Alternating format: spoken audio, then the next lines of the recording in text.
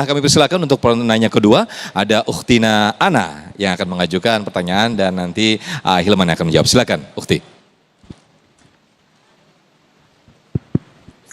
Assalamualaikum warahmatullahi wabarakatuh, Ustaz. Waalaikumsalam warahmatullahi wabarakatuh. Tadi disebutkan untuk agar bisa diselamatkan di akhirat, salah satunya itu doa anak yang soleh. Bagaimana cara kita mempersiapkan anak kita menjadi anak yang soleh untuk mendoakan kita di akhirat?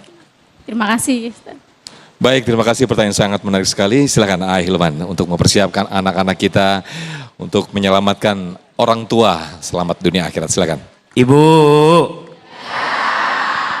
Bapak, Hilman, semua kita pasti pengen punya anak yang soleh, betul? Apa bekal yang harus kita hadirkan sebagai orang tua agar dengan izin Allah anak kita tumbuh jadi anak yang soleh dan harapannya saat kita nanti wafat mereka mendoakan kita, betul? Satu, solehkan diri sebelum solehkan anak. Banyak orang tua pengen punya anak yang soleh, tapi lupa jadi orang tua yang soleh. Maka mohon maaf, orang tua itu harus jadi teladan. Orang tua itu harus hadir dalam kehidupan anak. Terutama mohon maaf kami para ayah, kita bukan hanya sekedar ATM berjalan. Yang kalau anak kita butuh uang baru minta sama kita. Bukan hanya itu.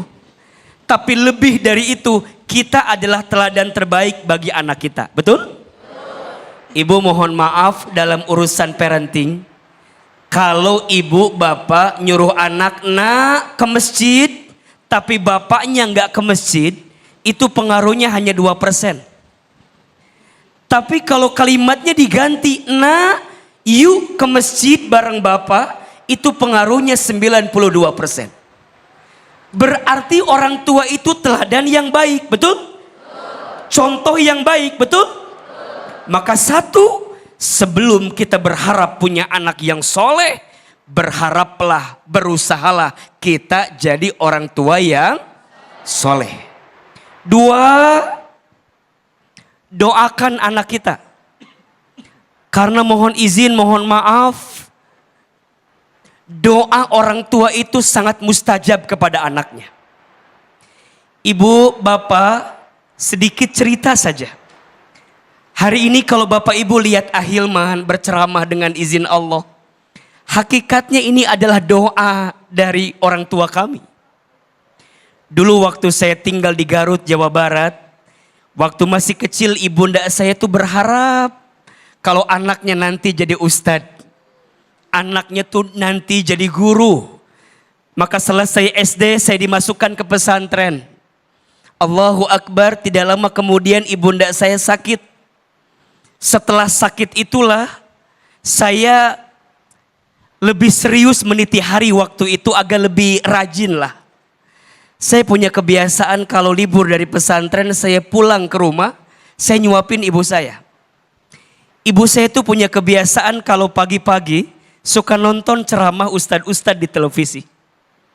Satu kali ibu saya pernah bilang begini, Hilman, iya mah, nanti Hilman ceramah di televisi ya, kayak ustadz-ustadz itu. Dulu ada iklan pakai bahasa Inggris, kata ibu saya, nanti Hilman belajar pakai bahasa Inggris. Maksudnya ke luar negeri. Ibu saya setiap selesai sholat suka baca talbiyah. Labbaik Allahumma labbaik. Satu kali saya pernah tanya mama, kenapa suka baca talbiyah setelah sholat? Dipeluk badan saya, dicium kening saya, diusap kepala saya. Mama saya bilang, Hilman, mama tuh pengen berangkat ke Baitullah.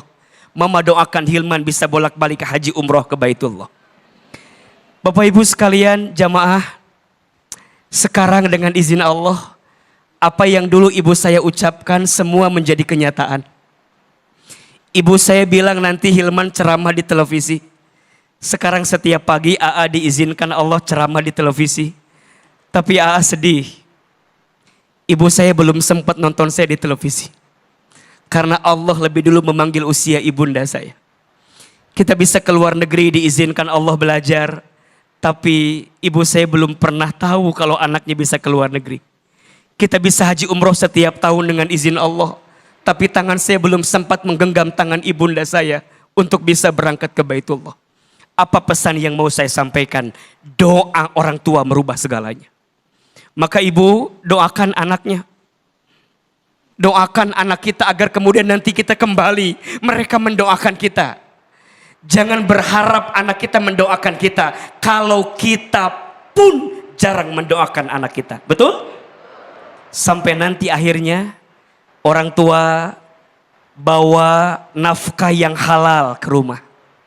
Bawa harta yang halal. Jangan sampai membawa harta yang haram ke rumah. Karena mohon maaf, harta haram tidak akan pernah menumbuhkan daging bagi anggota keluarga kita. Bawa harta yang halal agar kemudian anak kita lembut hatinya, santun perangainya, baik akhlaknya, penuh rahmat hidupnya.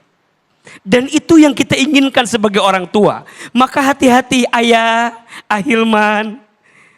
Jangan bertanya berapa banyak harta yang kamu bawa. Tapi tanya halal tidak harta yang kamu bawa. Karena mohon maaf, boleh jadi harta haram itulah yang akan menghambat doa-doa kita tidak dikabulkan oleh Allah Subhanahu wa ta'ala. Nitip 3 hal saja. 1, orang tua harus jadi teladan.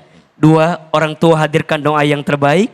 Dan yang ketiga, berikan nafkah yang halal untuk keluarga kita. Mudah-mudahan anak-anak kita mendoakan kita saat kembali kepada Allah Subhanahu wa ta'ala. Amin, amin ya rabbal alamin. Terima kasih Ahilman atas tausiah yang disampaikan. Dan